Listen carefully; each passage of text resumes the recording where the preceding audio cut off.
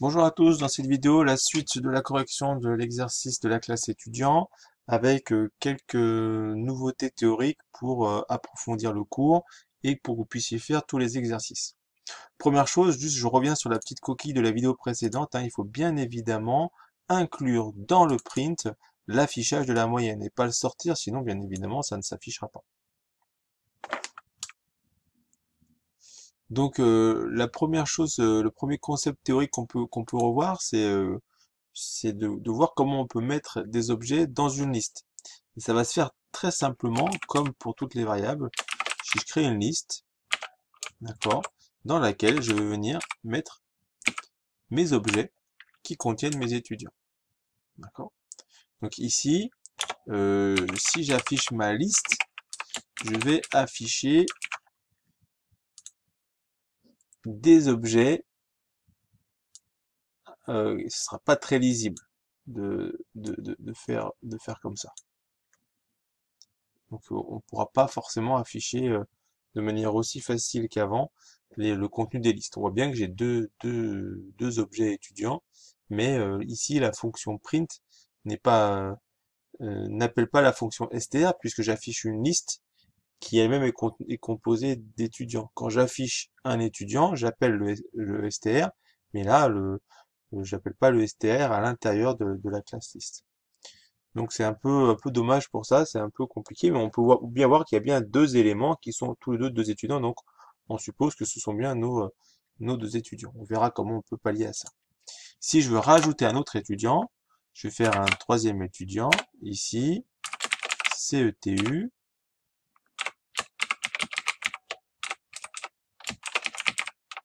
voilà, et je vais pouvoir faire liste étudiant.append TL. Le CETU, il faut le préfixer de ETU, puisque on a mis les fichiers les classes et le code dans deux fichiers séparés. Donc ici, j'ai bien trois étudiants. Et si je veux les afficher tous les trois, je peux faire for etu in lst etu, deux points, et là je peux faire un print etu, et je veux bien avoir mes trois étudiants qui fonctionnent ici. Ah, je ne sais pas que j'appelle etu parce que c'est mon alias étudiant. Le mot ETU était déjà pris ici, c'est pour ça que ça fonctionnait pas. Hop, j'exécute et j'ai bien ici mes trois étudiants qui sont affichés. On se rend compte que là, c'est pas forcément la bonne méthode pour gérer ici une collection d'étudiants. Donc la bonne méthode, c'est que je vais les regrouper par classe scolaire, pas par classe Python. Donc ici, j'ai créé un nouveau fichier qui s'appelle classe.py et dans lequel je vais créer ma classe. C'est classe. D'accord. Et dans cette classe, je vais pouvoir, donc comme d'habitude, ici, on fait le constructeur avec le init, le self, p nom classe et p étudiant. Donc j'attends ici que dans p nom classe, j'ai le nom de la classe et dans p étudiant, j'ai la liste des étudiants. Ce qui me permettra ici, self.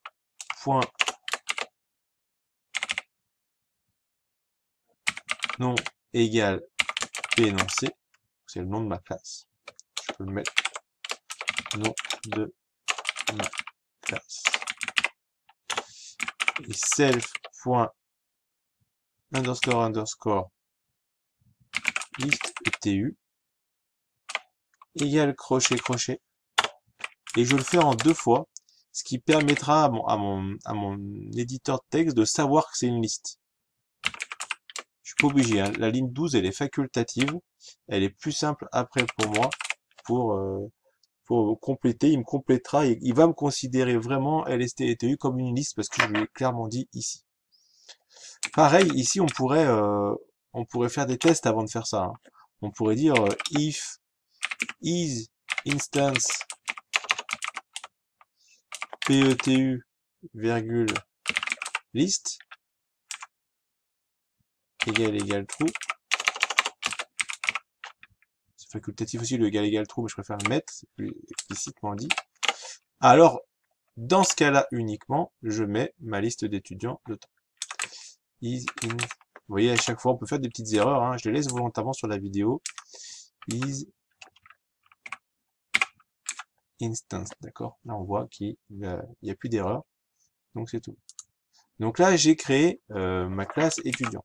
Tout de suite, je teste et je vois si ça fonctionne. Avant de compléter plus, il faut tout de suite tester.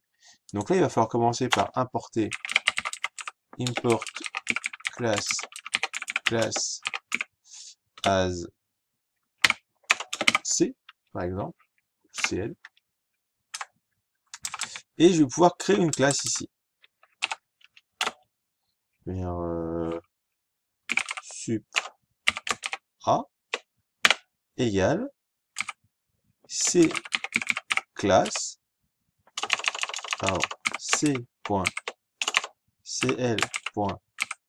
classe, à qui je passe sup A et lst etu. J'enregistre et je teste. Ici, ça s'est exécuté, j'ai pas d'erreur, donc ça veut dire qu'a priori, ma classe sup A était bien créée. Si je fais un print sup A, je devrais avoir ici, comme tout à l'heure, un affichage qui n'est pas très précis, mais au moins, je vois bien que j'ai un objet de type CClass ici. D'accord? Donc, j'ai bien un attribut dans ces classes qui est de type, qui est une liste de ces étudiants. Ok? Maintenant, ce que je vais pouvoir faire ici, c'est qu'on va pouvoir faire des méthodes sur cette classe C étudiant. Par exemple, la méthode str. Donc là, il va falloir bien réfléchir à ce qu'on veut afficher dans quand je fais un print de ma classe. On pourrait faire afficher le nom de la classe et le nombre d'étudiants. D'accord?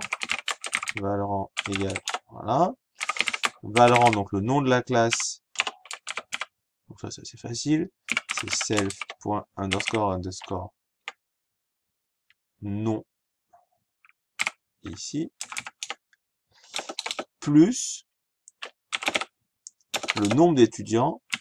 Donc je convertis en chaîne de caractères la longueur de ma liste. Self.__. Elle s'appelle liste étudiant. Et je peux rajouter derrière étudiant. Return valeur. Ça veut dire que là, quand je vais faire un print d'un objet de type CClass, je vais renvoyer la chaîne de caractères qui contient le nom de la classe et le nombre d'étudiants.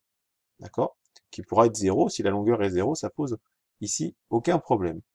Donc si je retourne dans mon fichier test ici, je peux, et on voit bien ici que ça à la place de tout à l'heure où j'avais un affichage, donc ici, vous voyez peut-être pas très bien, c'est pas très gros, mais je peux pas bien grossir ici. J'avais un affichage de type objet. Là, j'ai bien l'affichage sup A, 3 étudiants. On voit que j'ai 3 étudiants sans espace entre 3 étudiants.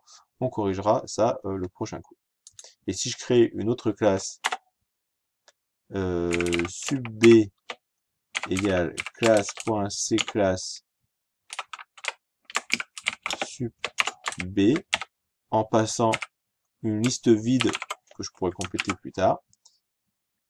Si je fais un print sup B,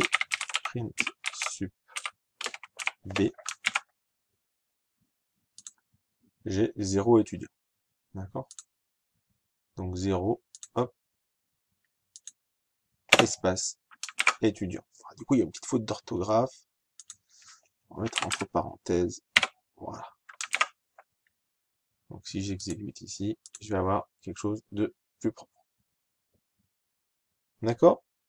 Maintenant, ce qu'on peut essayer, c'est de vérifier si un élève est présent ou pas dans une classe. Et s'il est présent, je renvoie l'indice, donc sa position dans la liste. Sinon, je renvoie -1.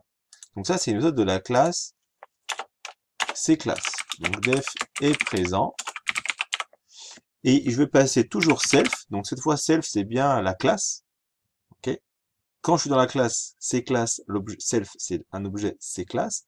Quand je suis dans la classe cÉtudiant, l'objet, c'est un objet de la classe cÉtudiant. Donc self, et je vais mettre l'étudiant que je cherche. L'étudiant que je cherche, je veux que ce soit un CETU. Je vais envoyer un CETU et je vais demander est-ce que cet étudiant-là, donc l'objet CETU, est présent. Donc je vais tout de suite vérifier if is instance PETU, virgule,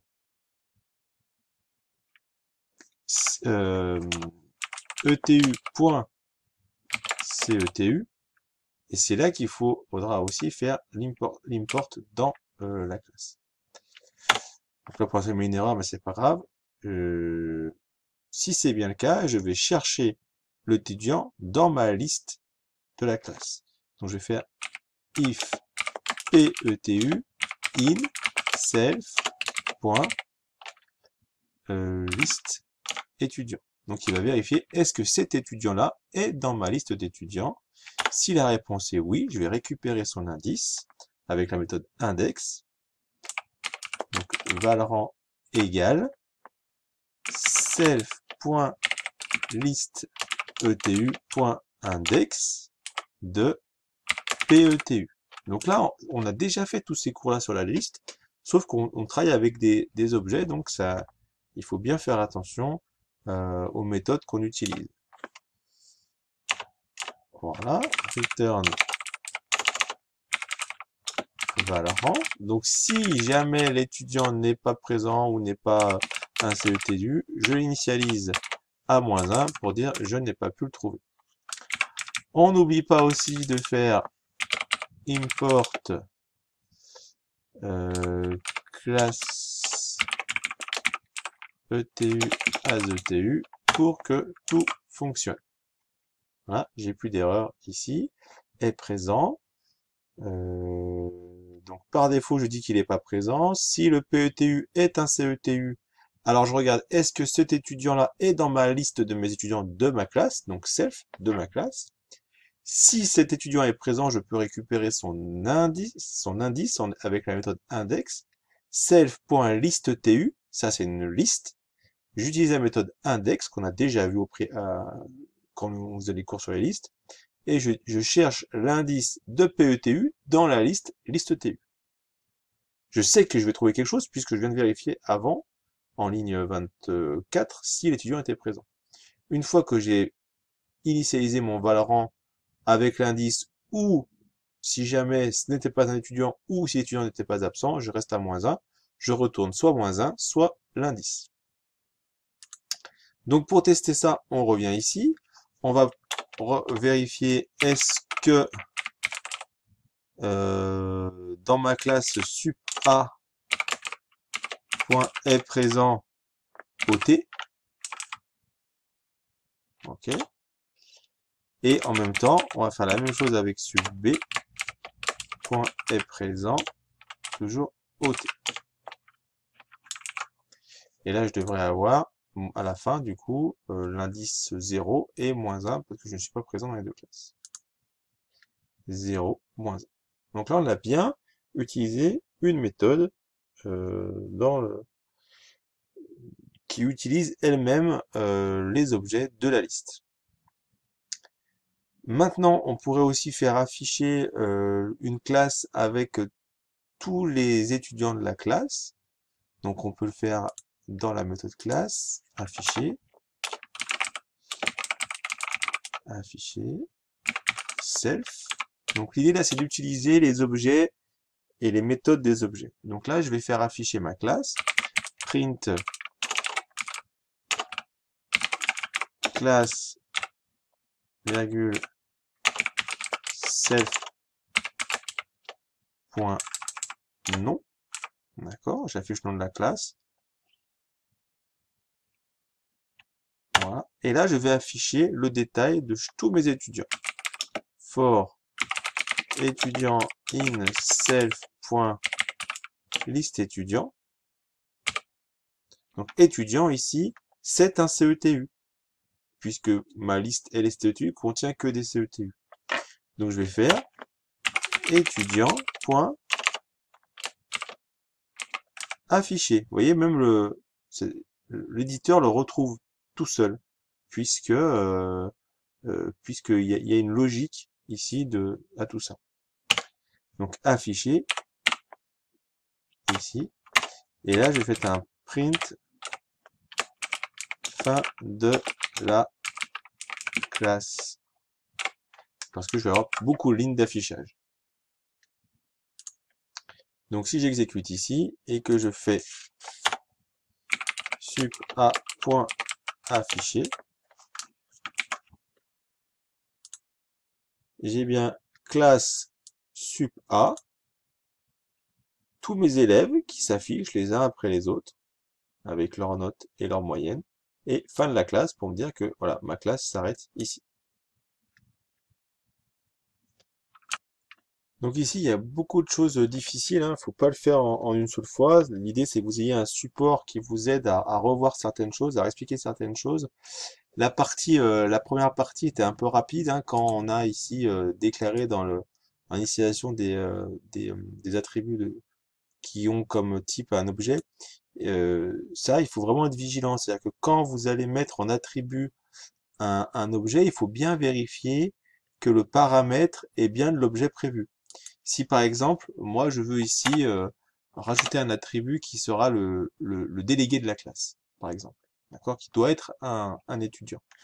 Si je fais self.__délégué égale p délégué. Je rajoute le p délégué dans ma liste ici.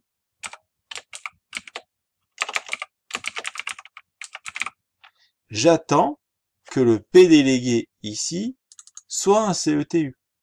Si c'est pas le cas, il faut que je le mette en tant que valeur ici. Donc on peut le dire ici, comme je l'ai fait tout à l'heure, self.__délégué égale etu.cetu qu'on laisse inconnu. Et si on dit if is instance pdélégué virgule etu.cetu égale true. Donc c'est-à-dire si le paramètre passé est bien un étudiant, alors je le mets en tant que valeur, je l'insère comme délégué. Si le P délégué qu'on m'a passé, c'est pas un CETU, eh ben je laisse le délégué inconnu. Donc ça, c'était vraiment très important.